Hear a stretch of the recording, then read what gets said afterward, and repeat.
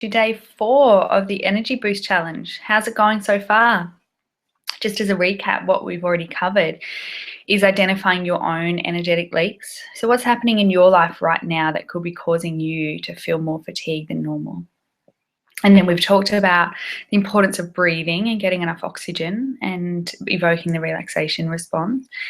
And we've talked about drinking enough water. And today we're going to talk about eating. And this is something that I know a lot of you know a lot about.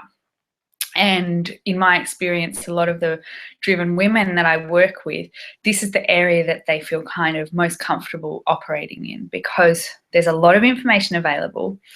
There's a lot of really great advice out there, but there's a lot of confusing advice as well in terms of what's going to work best for your body. And part of what I'm trying to do through this challenge is really give you some insight and permission to find what works for you and to stick with that, instead of listening to all the external advice around an exact eating plan, an exact exercise plan, because our bodies are so different and each of them is so individual. And not only our bodies, but our environments, the stresses we're under, all of that stuff has a really big impact on fatigue. And so having a one-size-fits-all model just isn't going to work. I want to empower you, give you permission that you can be curious and you can try different tools and you can see what is going to really resonate for you going forward. So let's get stuck in with my really simple tips around eating. The greatest advice I was ever given in terms of getting consistent energy throughout the day with my diet, because that's what we're all after, right? We're after kind of that feeling of consistent energy, that we're not going through highs and lows and slumps, is to think about the fire analogy. And if you think about building fires, I don't know how many, I'm really into camping and I love building fires, but maybe not many of you have, but you know the general premise that to keep a fire going for a long period of time, you need a variety of fuels. You can't just build a fire out of paper and expect that it's going to go all day. But what we do is we do expect that. So we fuel ourselves with kind of processed, sometimes sugary things, which is the equivalent in the fire analogy to paper. And we can't survive on that because it's like a quick energy burn. We get really quick hit of fuel, our cells use it up, or they store what they're not using in the liver or in the fat cells, and then we want something else. And that's what we kind of get stuck in, this fueling ourselves in short little bursts instead of looking for that long, consistent burn of energy. So going back to the fire analogy, instead of just feeding ourselves the paper or the kind of processed carbohydrates, which our body gets a quick fix from, but we can't really do much else with, we want to start diversifying the fuels.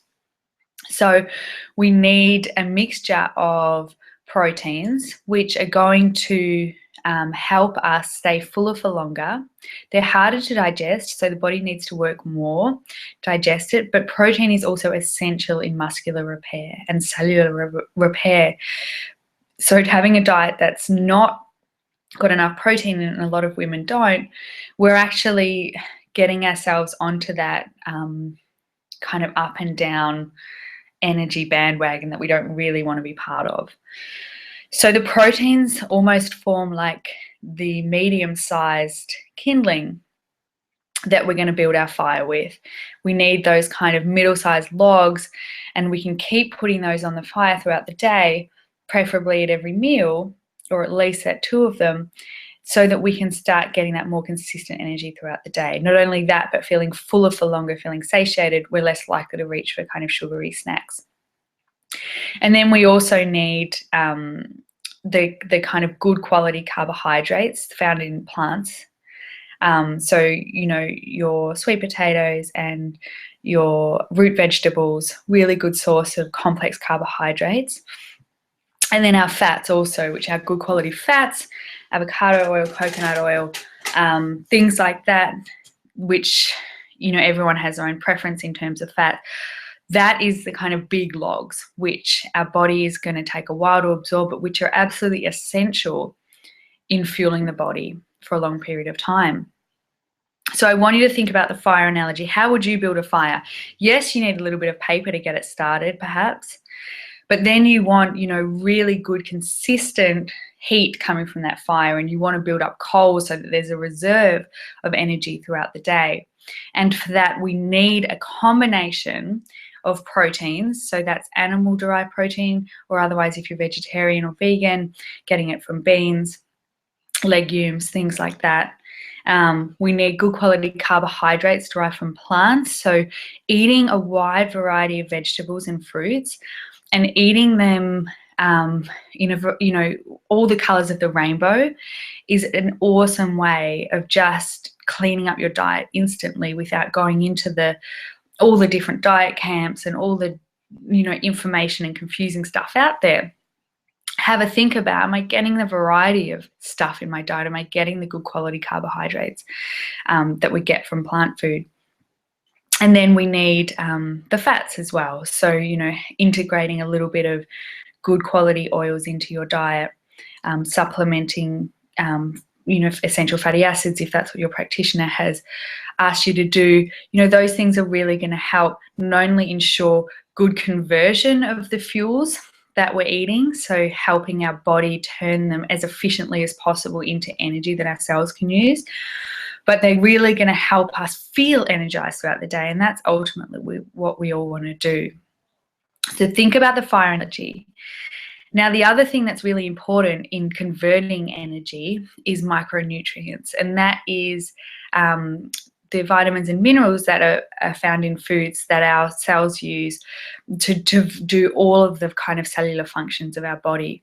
Rest, repair, reproduction, all of those things require certain vitamins and minerals throughout the life cycle in order to achieve them, and energy production is no different. So the easiest way to think about micronutrients is just eating as many plants and really good quality animal protein, if that is in your diet, as you can, and getting a wide variety of it, because micronutrients are found, a good way of thinking about it is that certain micronutrients are found in different colors of the vegetables. So nature's really done a lot of the work for us, making your plate appealing by including green and orange and yellow and purple vegetables is almost like not only a visual feast and will make you more inclined to eat it, but you're getting a good quality mix of all the micronutrients your body needs to be effective in creating cellular energy that we need. So today's task, having understood a little bit about the different fuels that we need, is to try and just eat more vegetables. Try and eat vegetables with every meal today. And that might be, a little bit of spinach with your eggs this morning. It might be at lunchtime having a salad, with quinoa or grain, and then a little bit of beautiful mixed veg in there. And then with dinner, having some steamed veggies with a piece of fish or something like that. But really just trying to get out of the mindset of like restriction and get into the mindset of how many nutrients can I get into this body, because all of those nutrients are going to help you convert energy. They're going to help you feel energized throughout the day. So that is your challenge for the day. I'd love if you could even send me your photos of what meals you're eating today so I can see all those beautiful vegetables. It's a really simple way to get more energy. And I've found with clients just that simple mindset shift of I'm not restricting myself, I'm just trying to get more nutrients into my body. It works really beautifully in terms of banishing some fatigue and inviting some more energy into the cells. So let me know how you go. Can't wait to see you tomorrow. See ya.